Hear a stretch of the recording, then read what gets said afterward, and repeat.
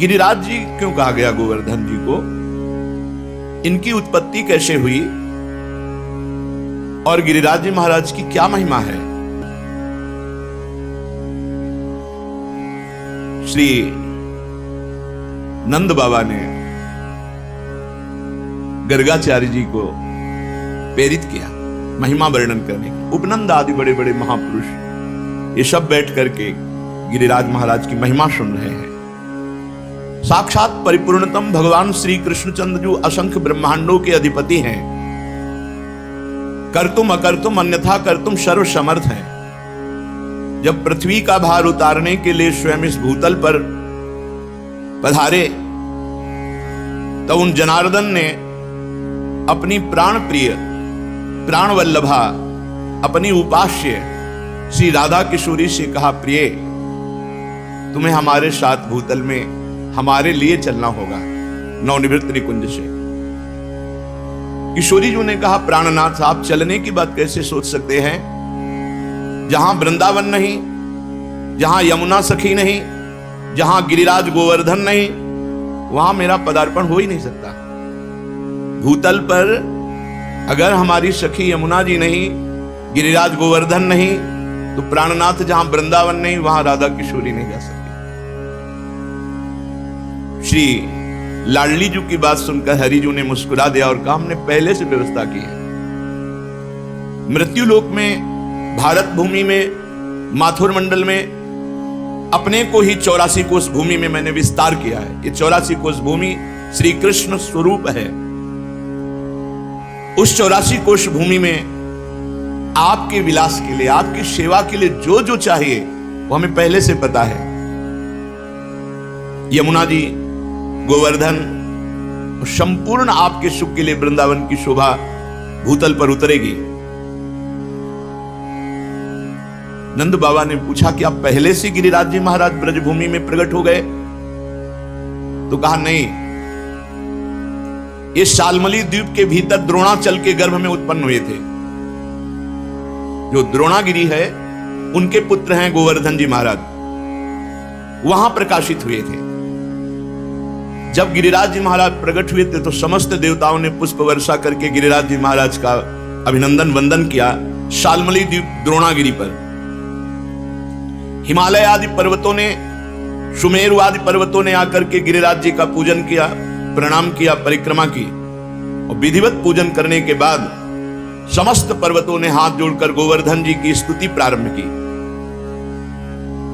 त्वं साक्षात् कृष्णचंद्रस्य परिपूर्णतो मस्य च गोलोके गोगणैर्युक्ते गोपी गोपाल संयुते त्वं हि गोवर्धनो नाम वृंदारण्ये विराजसे त्वन्नो गिरीणां सर्वेषां गिरिराजोऽसि साम्प्रतं नमो वृंदावनांकाय तुभ्यं गोलोकमौलिने पूर्ण ब्रह्म तपत्राय नमो गोवर्धनाय च।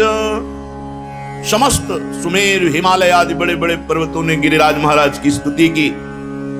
हे गिरिराज, तुम साक्षात परिपूर्णतम भगवान श्री कृष्ण का स्वरूप हो। भगवान श्री कृष्ण की प्राण प्यारी गौओं का समुदाय, गोपाल, गोप सुंदरी गोपियों का समुदाय, ये सब आपकी तलहटी में आनंद प्राप्त करेगा। तुम्हारा नाम गोवर्धन है, तुम वृंदावन में नित्य विराजोगे। इस समय हम समस्त पर्वतराज आपको गिरिराज पदवी प्रदान करते हैं। द्रोणागिरी की गोद में प्रकट हुए गोवर्धन महाराज को गिरिराज पदवी प्रदान की समस्त विश्व के महान महान पर्वतों ने। वृंदावन सच्चिदानंदमय है, गोवर्धन भगवान द्रोणागिरी में विराजमान है।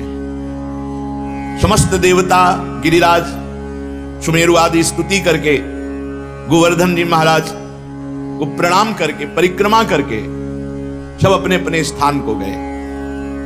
उसी समय ये महिमा सुन करके कि द्रोणागिरी पे गोवर्धन जी महाराज प्रकट हुए हैं, बड़े ही तप के धनी पुलस्त ऋषि कौतुकवश दर्शन करने के लिए गिरिराज जी द्रोणागिरी पर पहुंचे।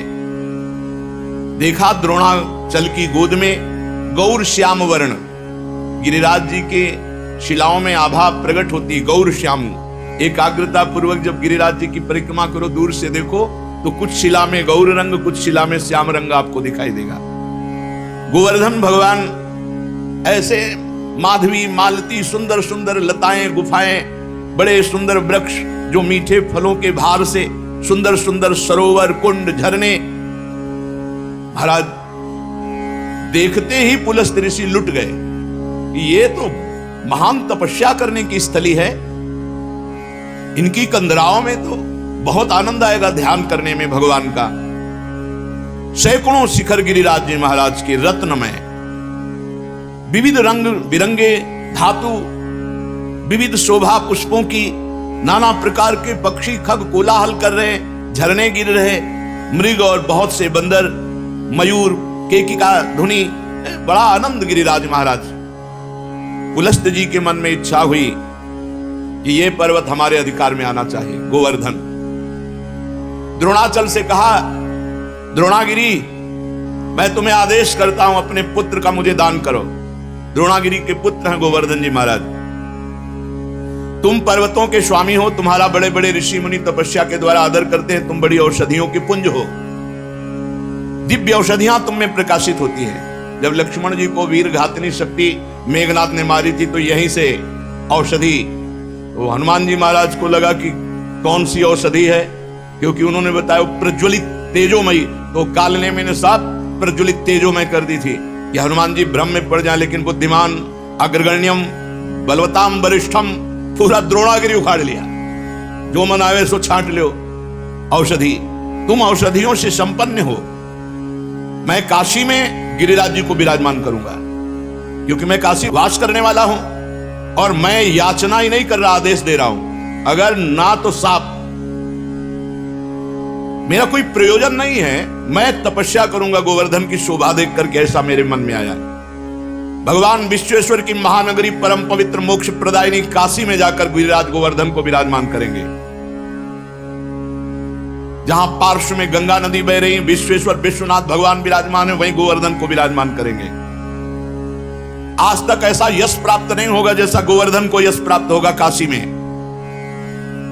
मैं गोवर्धन के ऊपर ऐसी तपस्या करूंगा कि त्रिभुवन गोवर्धन की वंदना करेगा, और मेरी अभिलाषा तुम्हें पूर्ण करनी होगी। पुलस्त जी की बात सुनकर के सदैव प्रकट हुए द्रोणागिरी और रोने लगे। द्रोणागिरी ने कहा, पुत्र स्नेह विह्वल, मेरे आंसुओं को तुम देख रहे हो तो आप अपनी तपस्या की बात सोच रहे हो। जब से गोवर्धन जी आए तब से मैं महान आनंद से हूं, मेरा आनंद क्यों छीनोगे? पुलस्त जी ने कहा, आप शोक मत करो, आपका यश होगा।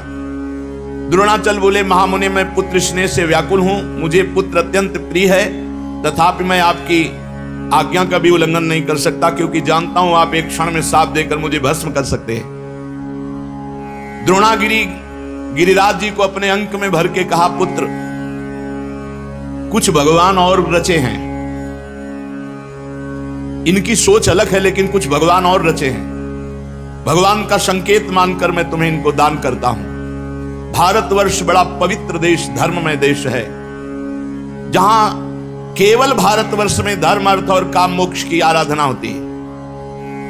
निष्काम कर्म के द्वारा, ज्ञान योग के द्वारा तत्वबोध या प्रेम केवल भारतवर्ष में।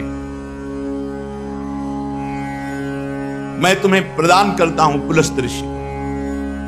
गोवर्धन जी ने महान ऋषि पुलस्त जी से कहा, थोड़ा आप हमारा परिचय भी तो जान लें। 8 योजन लंबा, 8 को 32 कोश, 2 योजन ऊंचा, 8 कोश, 5 योजन चौड़ा, 20 कोश, 5 को 20। ऐसे थे गिरिराज जी जब यहां आए थे। साफ हो गया महाराज का आगे, तो रोज तिल तिल घट रहे हैं। ऐसी दशा में आप देख पाओगे कि मुझे ले जाकर काशी में विराजमान कर दो। पुलस्त जी ने कहा, बेटा मैं पुलस्त हूं, अगर संकल्प करूं तो पूरे भूमंडल को उठा के चल सकता हूं। मेरे हाथ पर केवल तुम बैठ जाना, मैं काशी में ही छोड़ूंगा तुम्हें। गोवर्धन ने कहा, फिर एक बार क्या बोल गए आप, सोच लो। एक बार हाथ में आ गया, उतार दिया तो फिर तुम्हारी सामर्थ्य नहीं होगी कि आप मुझे हिला भी सको। मेरी प्रतिज्ञा और आपकी प्रतिज्ञा एक। आपने कहा मैं यहां से उठाऊंगा और काशी में रखूंगा, और मैं कह रहा हूं अगर बीच में रख दिया तो मैं आपके यहां उठाए फिर नहीं उठूंगा। पुलस्त जी ने बात तय कर ली। शाल्मली द्वीप से लेकर कितने बड़े महान तपस्वी भारतवर्ष के कौशल देश के रास्ते में लिए हुए गिरिराज जी को आ रहे हैं। पर्वत द्रोणागिरी विकल हो गए। गोवर्धन जी ने द्रोणागिरी को प्रणाम किया और कहा सदैव आपके साथ हमारा नाम, हमारे साथ आपका नाम जुड़ा रहेगा। आंसुओं से अभिषिक्त होकर द्रोणागिरी ने गिरिराज महाराज को विदा किया। दाहिने हाथ पर पुलस्त ऋषि ने उठा लिया और बड़ी तीव्र गति से चले।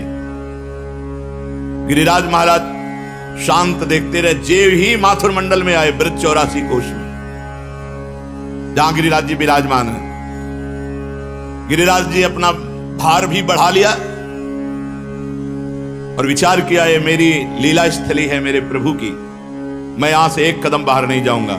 यहां भगवान श्री कृष्ण श्री किशोरी जी के साथ, ब्रजगोपियों के साथ, ग्वाल बालों के साथ यहां दिव्य लीला करेंगे, उसका मुझे आनंद मिलेगा।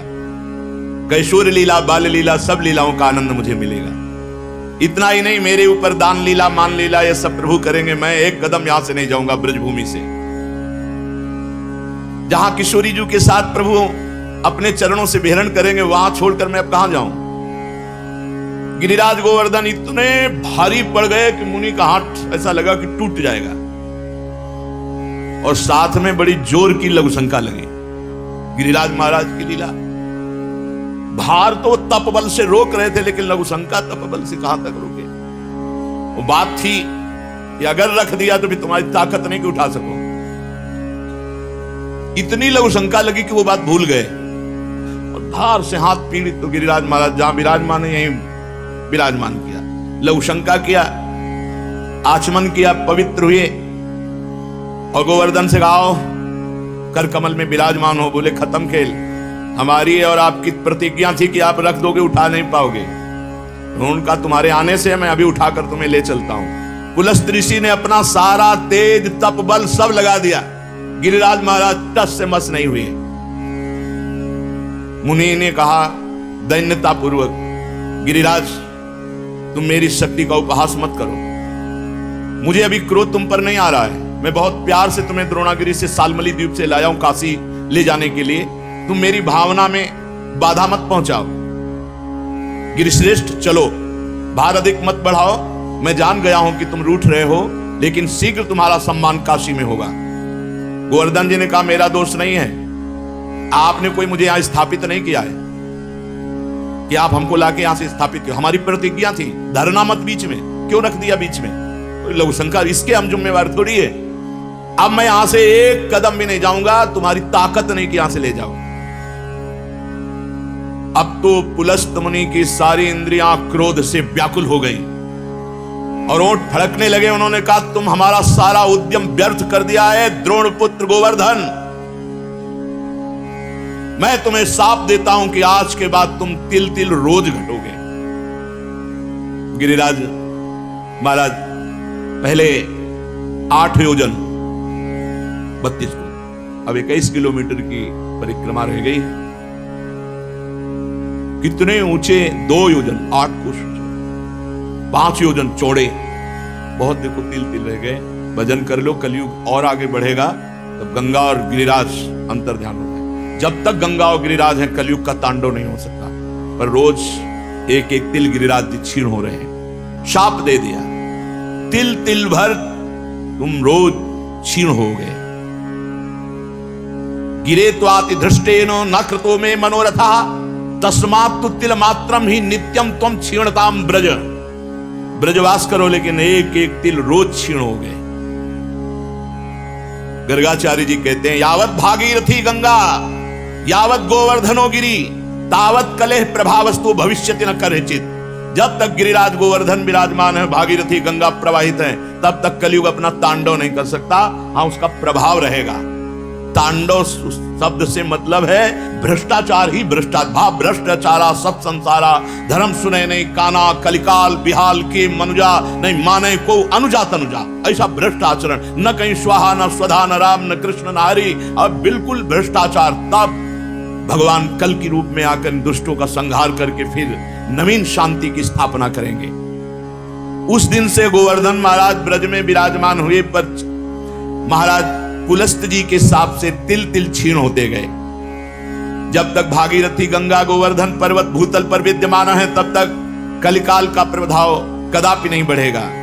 ये गोवर्धन का शालमली द्वीप द्रोणागिरी से ब्रजधाम आना है। ये पावन श्री गिरिराज महाराज जी का चरित्र है।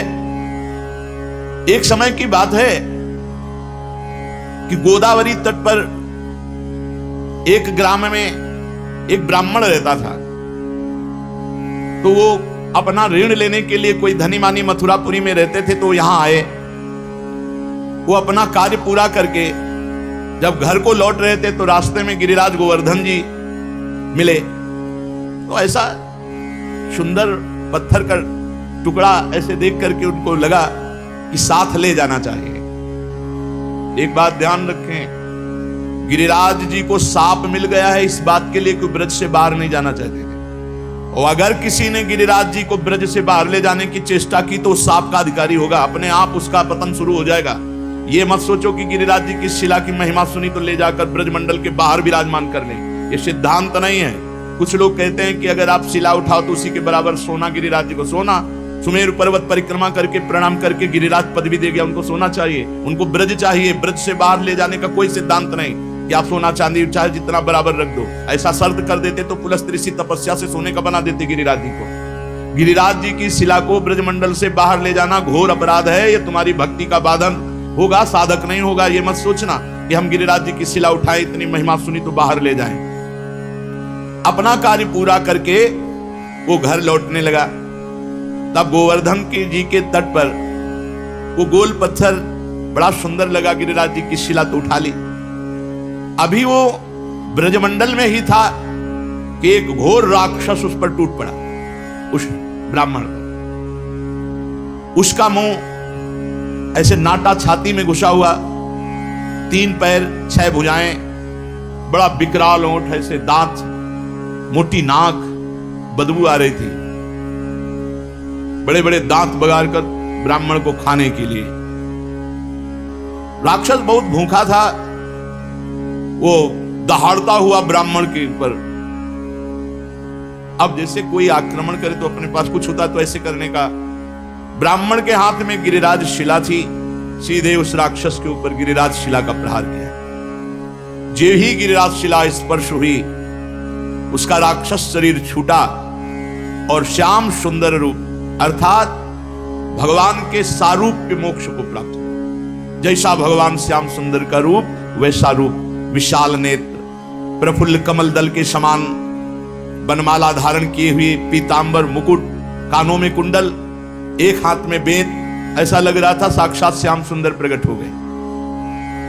जब वो दिव्य रूपधारी हो गया और ब्राह्मण देवता के आगे घुटने टेक दिए और कहा, हे ब्राह्मण श्रेष्ठ, तुमने मुझे आज निष्पाप कर दिया। आज तक मैं निष्पाप नहीं हो पाया महामते।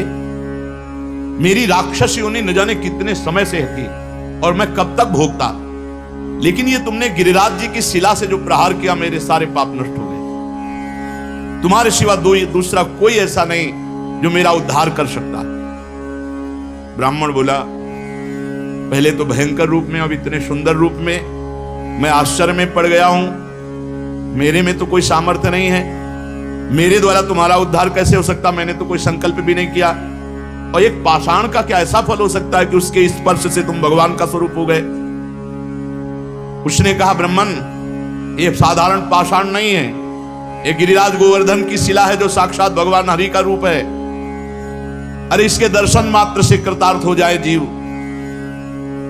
जो गंधमादन की यात्रा करके बड़ी तपस्या पूर्वक फल की प्राप्ति नहीं की जा सकती, वो गिरिराज जी के दर्शन मात्र से और परिक्रमा से कोटि गुना पुण्य प्राप्त किया जा सकता है। गंधमादन पर्वत पर तपस्या करके जो फल प्राप्त नहीं किया जा सकता, उससे करोड़ गुना फल गिरिराज जी की परिक्रमा, गिरिराज जी के दर्शन से। अब देख लो, राक्षस था, गिरिराज जी के स्पर्श से श्याम सुंदर रूप हो गया। उस जो भगवत स्वरूप बना हुआ है, वो बोला मलयाचल पर एक भार स्वर्ण का दान करने से जिस पुण्य फल की प्राप्ति होती है, गिरिराज महाराज में एक बार लौट जाने से उस फल की प्राप्ति। रज में लौट गए, इस सुख को कौन जाने। वृंदावन के गुणन सुन हित सो रज में लोट, जय सुख को पूजत नहीं मुक्ति आदि सतकोट। ये यहाँ का लाभ है। अरे भाई रज में लौटो, आचमन करो, बैठ के भजन करो, कीर्तन करो। जो मंगल प्रस्थ पर्वत पर ब्राह्मणों से वेद पाठ करवा करके उनको दक्षिणा दे, भगवान विष्णु के शास्त्र नाम का पाठ करवावे, वो जो फल प्राप्त होता है वो गिरिराज जी की तलहटी में बैठ के थोड़ी देर नाम कीर्तन करने से प्राप्त हो जाता है। थोड़ी देर भगवान नाम कीर्तन गिरिराज जी की तलहटी में। अरे लाभ लो भाई, ब्रजमंडल में आए हो जरूर जाना गिरिराज जी। बस नशा वसा गंदी बातें मत करो, उपवास करके दर्शन करो। एक दिन उपवास करके देखो, सारे पाप नष्ट हो जाएंगे। मानसी गंगा में स्नान करो, राधा कुंडाचमन, कृष्ण कुंडाचमन, रज में लोटो परिक्रमा। कितना मंगलमय देश है ब्रज 84 कोस।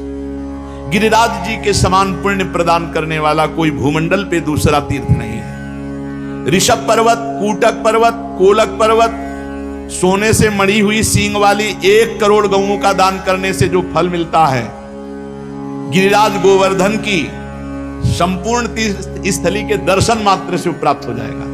जैसे बताए गए जो तीर्थ स्थलियां, इनमें भ्रमण किए, ब्रजवासियों से पूछ ले, वो बता देंगे कि अमुक जगह। एक परिक्रमा जो रोड वाली है, उसमें तो आप ज्यादा दर्शन आदि का लाभ नहीं ले सकते, लेकिन अंदर वाली जब परिक्रमा करेंगे और एक ब्रजवासी कोई गाइड करने वाला हो, तो वो सब ये छुपे हुए जो तीर्थ स्थल हैं सबके दर्शन करा देंगे। गोवर्धन पर्वत की यात्रा करने से 1 करोड़ सोने से सींग बढ़ाकर गौ में दान करने का जो फल ऋषभ पर्वत, कूटक पर्वत, कोलक पर्वत पर है, वो गिरिराज जी की यात्रा मात्र से पूर्ण हो जाता है। ऋषिमुख, सहगिरि, देवगिरि की संपूर्ण यात्रा और पृथ्वी की पूरी परिक्रमा करने का जो फल है, उससे करोड़ गुना फल गिरिराज जी की लूट करके प्रदक्षिणा करने से प्राप्त हो जाता है, अर्थात दंडवती परिक्रमा से। भविष्य काल में उसका मंगल नहीं हो सकता जो एक बार गिरिराज जी से प्रीति कर ले। जय गिरिराज महाराज। श्री शैल पर 10,000 वर्ष तक जो तप और यज्ञानुष्ठानों का फल मिलता है, गोवर्धन के पुच्छ कुंड में, जहां अप्सरा कुंड है, उछरी की लोठा के पास स्नान करने से वो फल प्राप्त हो जाता है। जो गोवर्धन पर्वत पर उत्तम ब्रजवासी ब्राह्मणों को पवाकर दान देता है, वह स्वर्ग चाहे तो स्वर्ग, भगवान के वैकुंठ धाम को चाहे तो वैकुंठ धाम की प्राप्ति होती है। धन होए ना तो ये लाभ लेना चाहिए। भगवान के तीर्थों धामों में जाकर के भूखों को भोजन देना चाहिए, पूज्य जनों को कुछ दक्षिणा भोजन ऐसे करना चाहिए। भगवान दिए हो तो करना चाहिए। यहाँ 1 का लाखों भगवान देते हैं, मिलेगा। थोड़ा धैर्य रखो। समय, खेती भी बोई जाती तो अपने समय से फलीभूत होती है। चित्रकूट पर्वत पे रामनवमी के दिन पयस्वनी मंदाकिनी में, वैशाख की तृतीया को पारियात्र पर्वत पर, पूर्णिमा को कुकुराचल पर और द्वादशी को नीलाचल जगन्नाथपुरी में, सप्तमी को इंद्रकील पर्वत पर जो दर्शन करने से पुण्य होता है, परम लाभ होता है, गोवर्धन गिरिराज जी में किसी एक कुंड में स्नान करने से उसका फल प्राप्त हो जाता है। किसी एक कुंड पर बड़ा योग लिखे हुए हैं कि जैसे बृहस्पति के सिंह राशि पर स्थित होने पर गोदावरी में, कुंभ राशि पर हरिद्वार में, पुण्य नक्षत्र पुष्कर में, सूर्य ग्रहण कुरुक्षेत्र, चंद्र ग्रहण काशी में, एकादशी के दिन शुकर तीर्थ में, कार्तिक पूर्णिमा को गढ़मुक्तेश्वर में, जन्माष्टमी के दिन मथुरा जेल में, द्वादशी के दिन खांडोवन में, कार्तिक पूर्णिमा को वेंकटेश्वर नामक महावट, मकर संक्रांति तीर्थराज प्रयाग में, वैधृति योग बरिष्मती, रामनवमी के दिन अयोध्या में। ये जो यात्रा करने पर फल प्राप्त होता है, गिरिराज जी की शिला का जल से अभिषेक, दुग्ध से अभिषेक, गिरिराज जी की शिला का पूजन करने से वो सब फल प्राप्त हो जाता है। जो भगवान श्री कृष्ण में मन लगाकर उद्धव कुंड, गोविंद कुंड, इसमें स्नान करता है, श्री कृष्ण के सारूप्य पद को प्राप्त होता है। हमारे गोवर्धन पर्वत पर जो मानसी गंगा है, बहुत पवित्र है मानसी गंगा, बहुत पवित्र। ये अनुभव की बात कह रहा हूं। तभी बार बार हम जब गिरिराज जी की बात करेंगे तो मानसी गंगा की बात करेंगे। सैकड़ों राजसूय यज्ञ करने वाला उतना पवित्र नहीं हो सकता जितना मानसी गंगा में स्नान करने से। गिरिराज जी का दर्शन स्पर्श ये महान पुण्यात्मा को प्राप्त होता है। यदि आपको विश्वास ना हो तो देखो, मैं महापापी हूं। गोवर्धन की शिला स्पर्श मात्र से मैंने भगवान श्री कृष्ण के स्वरूप को प्राप्त कर लिया। उस भगवत स्वरूप की बात सुनकर के ब्राह्मण को बड़ा विस्मय हुआ, गिरिराज जी के प्रभाव को जानकर बार बार पुलकित हुआ। फिर ब्राह्मण ने पूछा, इस समय तुम दिव्य रूप में हो, पहले तो मुझे राक्षस रूप में दिखाई दिए। तो सिद्ध ने कहा, मैं पूर्व जन्म में एक धनी वैश्य था, समर्थ था, खूब धन संपत्ति हमारे पास थी और रूपवान था। तो मैं दूसरी स्त्रियों के साथ व्यभिचार करना, जुआ खेलना, मदिरा पीना, आगे चल करके वैश्यागमन करना और मदिरा में उन्मत्त होकर हिंसा करना, माता पिता पत्नी सबको मारना फटकारना। एक दिन मैंने ऊब करके अपने मां बाप को जहर देकर मार डाला और पत्नी की तलवार से काटकर हत्या कर दी और स्वच्छंद रूप से फिर वैश्यागमन आदि अपराध करता रहा। लूटपाट का काम करने लगा क्योंकि धन की आवश्यकता थी। एक दिन मैं बहुत स्वर्ण के आभूषण लूट कर लाया तो वैश्या ने मुझे जहर खवाया, गले में फांसी लगाई और मौत के घाट उतार कर कुएं में फेंक दिया। गंदे आचरण वाले की गंदी ही गति होती है। अब मैं महापातकी यमदूतों के मुदगरों से पीट पीट कर बांध कर नरक ले जाया गया, कुंभी पाक नरक में डाला गया। एक मनवंतर तक नरक भोगने के बाद मुझे तप्त सूर्मी नामक नरक में डाला गया। ऐसे मैं न जाने कितने नरकों को भोग कर फिर राक्षस बना। भारतवर्ष में कर्म वासना के अनुसार मेरा राक्षस योनि प्रकट हुई।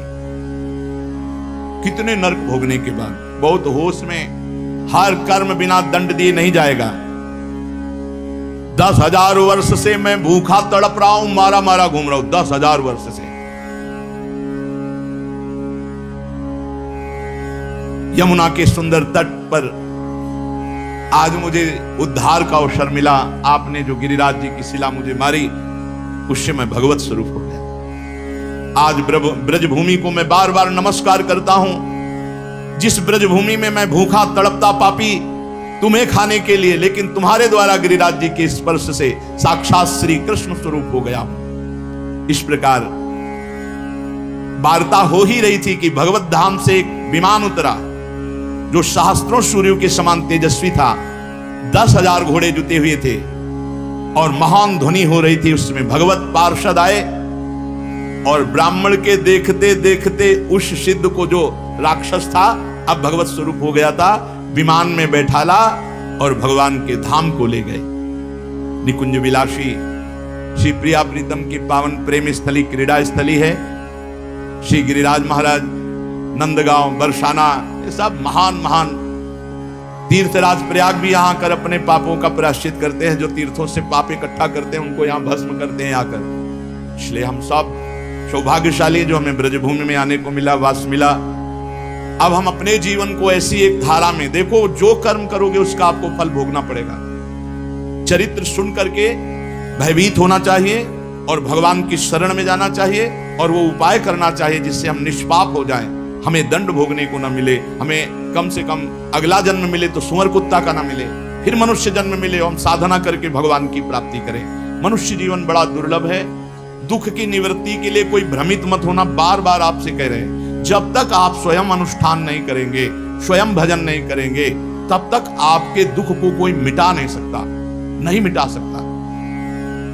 का हिमवंत मुनीस सुन जो कुछ लिखा लिखा, देव धनुज नर नाग मुनि को न मेटनहार। बेकार का इधर उधर मत फंसो, स्वयं सत्संग सुनो, विवेक के द्वारा अच्छे आचरण करो, नाम कीर्तन करो, भगवान की चर्चा कहो, भगवान की चर्चा सुनो और दूसरे में भगवत भाव करके उनका मंगल सोचो।